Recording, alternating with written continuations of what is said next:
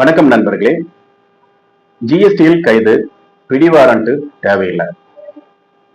Section 132 of the CGST act 2017 ஒரு case லாவோட இந்த பதிவை நம்ம பார்க்க போறோம். ஜிஎஸ்டியில தப்பு பண்ணா கைது இருக்குமா, அல்லது எந்த அனுமதியும் இல்லாம ஒரு நபரை கைது செய்ய முடியுமா அப்படின்னு கேட்டீங்கன்னா கண்டிப்பா முடியும் அப்படின்னு சொல்லிட்டு இந்த செக்ஷன் சொல்ல வருது. அதை பத்தி தான் நம்ம இந்த வீடியோல பார்க்க போறோம். அதனால வீடியோவை ஸ்கிப் பண்ணாம தொடர்ந்து கடைசி வரைக்கும் பாருங்க. இது உங்க வேலைக்கும், உங்க ப்ரொஃபஷனுக்கும், உங்க பிசினஸ்க்கும் உதவியா இருக்கும். வாங்க வீடியோக்குள்ள போவோம். ஃபர்ஸ்ட் குற்றத்தை பத்தி பார்ப்போம். ஜிஎஸ்டில என்ன ஒரு நபர் குற்றம் செய்ய முடியும் அப்படிங்கிறத பார்ப்போம். கூட்ஸ் அல்லது சர்வீஸ் ஒருத்தருக்கு நீங்க பண்ணி கொடுத்துட்டீங்க, சேல்ஸ் பண்ணிட்டீங்க, அல்லது ஒரு சர்வீஸ் ஒருத்தருக்கு பண்ணி கொடுத்துட்டீங்க அப்படின்னா கண்டிப்பா இன்வாய்ஸை இஷ்யூ பண்ணணும்.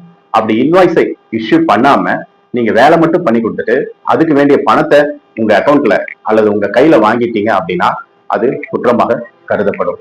இது ஒரு சீரியஸ் அஃபென்ஸாகவே கருதப்படும். அடுத்த பாயிண்ட் என்னன்னு பாத்தீங்கன்னா, நீங்க சப்ளையே பண்ணல, அதாவது நீங்க கூட்ஸை கொடுக்கவே இல்லை, சேல் பண்ணவே இல்லை, சர்வீஸ் இன்னொரு ஆளுக்கு நீங்க பண்ணவே இல்லை, ஆனா இன்வாய்ஸை ரைஸ் பண்ணிட்டீங்க. இது ஏமாற்றக்கூடிய ஒரு காரியமா இருக்குது. அதனால இந்த தப்ப யாராவது பண்ணுனா அதுவும் குற்றமாகவே சீரியஸ் அஃபென்ஸாகவே கருதப்படும். இது கிரிமினல் அஃபென்ஸ் அப்படிம்பாங்க. இது என்னன்னா ஃப்ராட் அல்லது ஃபேக் இன்வாய்ஸ் அல்லது போகஸ் இன்வாய்ஸ் அப்படிம்பாங்க. அந்த மாதிரி இஷ்யூ பண்ணா அது சீரியஸ் அஃபென்ஸாக கருதப்பட்டு ஜிஎஸ்டியில் கைது நடவடிக்கை எடுக்க அதிக வாய்ப்பு உள்ளது. அடுத்த பாயிண்ட் என்னன்னு பாத்தீங்கன்னா, இப்போ ஒருத்தர் நமக்கு ஒரு ஃபேக் இன்வாய்ஸ் கொடுத்துட்டாரு. நம்ம அவங்க கிட்ட எந்த ஒரு பர்ச்சேஸும் பண்ணல, எந்த ஒரு சர்வீஸும் நம்ம ரிசீவ் பண்ணல, ஆனா இன்வாய்ஸை மட்டும் ரிசீவ் பண்ணி நம்ம ரிட்டர்ன்ல காமிச்சிட்டோம் அப்படின்னா, அதாவது இதுல என்ன பலன் அப்படின்னு பாத்தீங்கன்னா, இப்படி பண்ணும்போது அந்த ரிட்டர்ன் ஃபைல் பண்றவங்களுக்கு ஐடிசியோட எலிஜிபிலிட்டி அவங்க கிடைக்கும் நினைச்சு அந்த ஃபேக்கா எடுத்துக்கிறாங்க. அப்படி எடுத்தா அதுல கிடைக்கிற ஐடிசி இன்எலிஜிபிள் தான், அது சட்டவிரோதமான ஒண்ணுதான். இந்த மாதிரி நடவடிக்கையில ஈடுபடுறவங்களுக்கும் சீரியஸ் அஃபென்ஸாக கருதப்பட்டு குற்ற நடவடிக்கையில் ஈடுபட்டார் என்று சொல்லி அவரை கைது செய்ய வாய்ப்பு அதிகமாக உள்ளது. ரொம்ப சீரியஸா நம்ம கவனிக்கணும். இதை நம்ம அசால்ட்டா விட்டுட்டோம் அப்படின்னா மற்றவங்களுக்கு, அதாவது நமக்கு சப்போர்ட் பண்றோம்னு நினைச்சு தேவையில்லாத காரியத்துல ஈடுபடுறதுக்கு அதிக வாய்ப்புகள் உள்ளது. அடுத்த பாயிண்ட் என்னன்னு பாத்தீங்கன்னா, நீங்க சேல் பண்ணிட்டீங்க, பர்ச்சேஸும் பண்ணிட்டீங்க, சர்வீஸ் மற்றவங்களுக்கு பண்ணி கொடுத்துருக்கீங்க, அதுக்கான பணம் எல்லாம் வந்துகிட்டு இருக்கு அப்படின்னா ரிட்டனே ஃபைல் பண்ணாம விட்டுட்டீங்கன்னா குற்றமாகவே கருதப்படும். இதுவும் ஒரு சீரியஸ் அஃபென்ஸ்.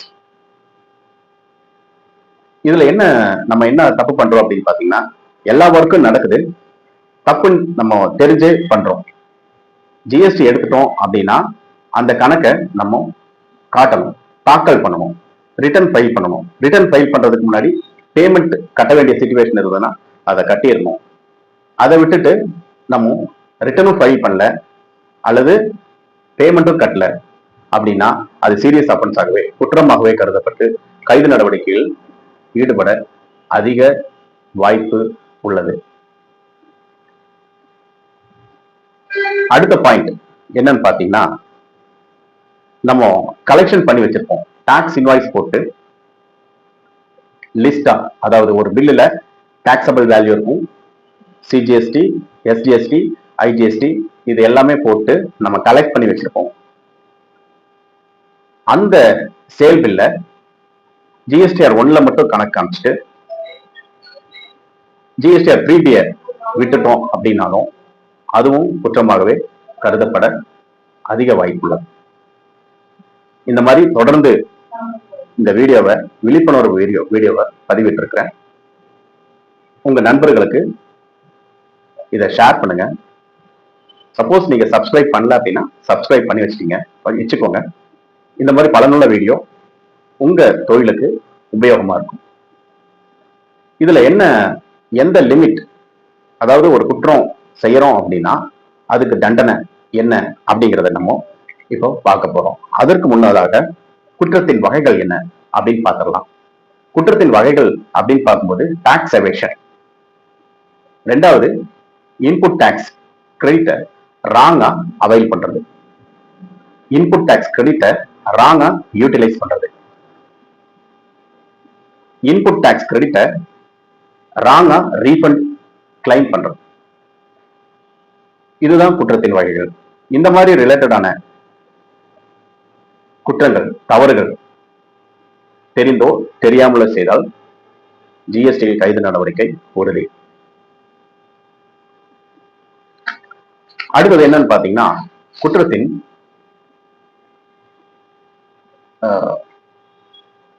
தண்டனை என்னங்கிறது பார்த்துருவோம். அதாவது எதை பேஸ் பண்றாங்க அப்படின்னு பாத்தீங்கன்னா, சிறை தண்டனை எதுக்கு யூஸ் ஆகும் எதை பேஸ் பண்றாங்கன்னு பாத்தீங்கன்னா, லிமிட் ஆஃப் டாக்ஸ் எவேஷன். அந்த லிமிட் ஆஃப் டாக்ஸ் எவேஷன் எவ்வளவுன்னு பாத்தீங்கன்னா, 5 கோடி ரூபாய்க்கு மேல ஒரு நபர் டாக்ஸ் எவேஷன் பண்ணிட்டா அவங்களுக்கு 5 வருஷம் சிறை தண்டனை மற்றும் அபராதம் விதிக்கப்படும். 2 கோடியிலிருந்து 5 கோடி ரூபாய் வரைக்கும் டாக்ஸை ஏமாத்திட்டாரு, எவேஷன் பண்ணிட்டாரு அப்படின்னா அவருக்கு 3 வருட சிறை தண்டனை மற்றும் அபராதம் விதிக்கப்படும். 1 கோடியிலிருந்து 2 கோடி வரைக்கும் டாக்ஸ் ஏமாத்திட்டாரு அல்லது டாக்ஸ் எவேஷன் பண்ணிட்டாரு அப்படின்னா அவருக்கு சிறை தண்டனை 1 வருடம் மற்றும் அபராதம் விதிக்கப்படும். சப்போஸ் 1 கோடி ரூபாய்க்கு கீழே டாக்ஸை எவேஷன் பண்ணிட்டாரு, ஏமாத்திட்டாரு, ஃப்ராட் பண்ணிட்டாரு, ஃபேக் பண்ணிட்டாரு அப்படின்னா அவருக்கு சிறை தண்டனை வருவதற்கும் வாய்ப்பு உண்டு. மினிமம் 6 மாதமாவது இருக்கும். சப்போஸ் அதாவது 1 கோடி ரூபாய்க்கு கீழே ஒரு தவறு செய்துட்டார் அப்படின்னா மேக்சிமம் பெனால்டி வந்துடும். பட் நம்ம ஒரு நபர் வந்து பேப்பர்ஸை, அதாவது டாக்குமெண்ட்டை தவறா யூஸ் பண்ணிட்டாரு அப்படின்னா, அதாவது ஃபேக் இன்வாய்ஸா அவர் எடுத்துட்டாரு அப்படின்னா கண்டிப்பா அவருக்கும் 6 மாத சிறை தண்டனை மினிமம் கிடைப்பதற்கு வாய்ப்புண்டு. அபராதமும் விதிப்பதற்கு வாய்ப்புண்டு. அடுத்த பாயிண்ட், மெயின் பாயிண்ட் என்னன்னு பாத்தீங்கன்னா, பிடிவாரண்ட் இல்லாமலே ஒரு நபரை கைது செய்ய முடியும் ஜிஎஸ்டியில் தவறு செய்தால் அல்லது மோசடி செய்தால். இந்த மோசடி நம்ம ப்ரீவியஸா பார்த்த எல்லா விஷயத்துல நம்ம ஒரு நபர் செய்திருந்தா அது 5 கோடி ரூபாய்க்கு மேல போயிருந்ததுன்னு இருந்தால் அவங்க எந்தவித முன்ன அறிவிப்பும் இன்றி அவரை கைது செய்ய வகை உள்ளது, வழி இருக்குது. அதனால இதை பயன்படுத்தி நம்ம சரியா யாருக்கும் நம்ம வேலை போகக்கூடாது, யாருடைய பேச்சையும் கேட்கக்கூடாது. நம்ம என்ன சட்டத்துல சொல்லியிருக்கு, என்ன ஆக்ட்ல சொல்லியிருக்கு, அதை பேஸ் பண்ணி நம்ம உண்மையா நடந்துட்டோம் அப்படின்னா சிறை தண்டனையிலிருந்தும் அபராதத்திலிருந்தும் நாம் விலக அதிக வாய்ப்புகள் உள்ளது. உண்மைக்கு எப்போதுமே பலன் உள்ளது. தவறு செய்யும் பொழுதோ மோசடி செய்யும் பொழுதோ வேஷம் போட வேண்டிய சூழ்நிலை வரும், அவமானப்படக்கூடிய வேலை கட்டாயம் வரும். இது நமக்கு மட்டுமல்ல, நம்மை சார்ந்த குடும்பத்தார் அனைவருக்கும் இது ஒரு மோசமான ஒரு சூழ்நிலை. இப்ப 5 கோடி ரூபாய்க்கு மேல அப்படின்னு நான் சொல்லியிருந்தேன் இல்லைங்களா, 5 கோடி ரூபாய்க்கு மேல ஒருத்தர் அஃபென்ஸ் பண்ணிட்டாரு அல்லது டாக்ஸ் எவேஷன் பண்ணியிருக்காரு அப்படின்னா சிறை தண்டனை 5 வருடம், அபராதமும் விதிக்கப்படும். இது ஒரு சீரியஸ் அஃபென்ஸாகவே கருதப்பட்டு எந்தவித முன்னறிவிப்புமின்றி அவரை கைது செய்ய வாய்ப்பு இருக்கிறது. போலீஸ் வந்து எஃப்ஐஆர் போட அதிக வாய்ப்புகள் இருக்குது. இது வந்து என்ன லிஸ்ட்ல போகுது அப்படின்னு பாத்தீங்கன்னா, கிரிமினல் அஃபென்ஸ், சிஆர்பிஎஸ்சி ஆக்ட், அது கீழே இது வந்துடும். அப்போ கிரிமினல் அஃபென்ஸ் அப்படின்னா என்ன? இப்ப ஜிஎஸ்டியில அமௌண்ட்டை ஏமாத்துறது வந்து கிரிமினல் அஃபென்ஸா அப்படின்னு கேட்டீங்கன்னா முக்கியமா அது கிரிமினல் அஃபென்ஸ் தான். குற்றமே. எப்படி கொலை, கற்பழிப்பு, ஆழ்கடத்தல், அதே மாதிரிதான் இந்த டாக்ஸ் எவேஷனும் அதாவது இதுல என்ன சொல்ல வராங்க அப்படின்னா, கொலை, கற்பழிப்பு அந்த மாதிரியே மேஜர் பினான்ஸ் ஃப்ராட் அப்படிங்கிறாங்க, இதுக்கு பேர் வச்சிருக்காங்க. அதனால மேஜர் பினான்ஸ் ஃப்ராட்ல இருந்து நம்ம தப்பிக்கணும் அப்படின்னா இந்த ஃப்ராட்ஸ் வேலையை செய்யாம இருந்தா போதும். இதுல மேஜர் பினான்ஸ் ஃப்ராட் அல்லது கிரிமினல் அஃபென்ஸை ரெண்டு வகையா பிரிக்கிறாங்க. ஒன்னு வந்து காக்னிசபிள் அஃபென்ஸ், இன்னொன்னு வந்து நான் பெயிலபிள் அஃபென்ஸ்.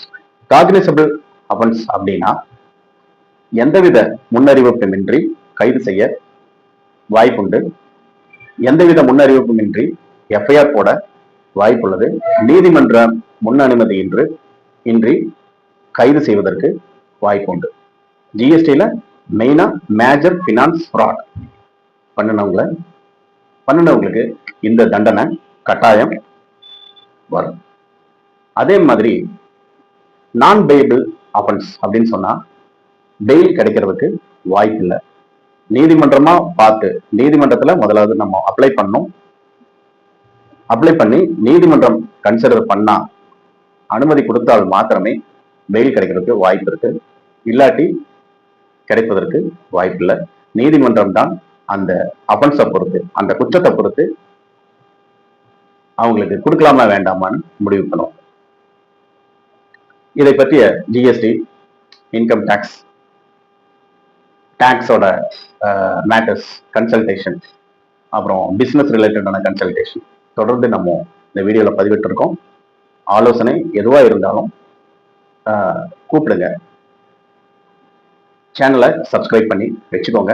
உங்க ஃப்ரெண்ட்ஸுக்கும் இதை ஷேர் பண்ணுங்க. அடுத்த பாயிண்ட் என்னன்னு பார்த்தீங்கன்னா, கேஸ் லாக்கு போயிடலாம்.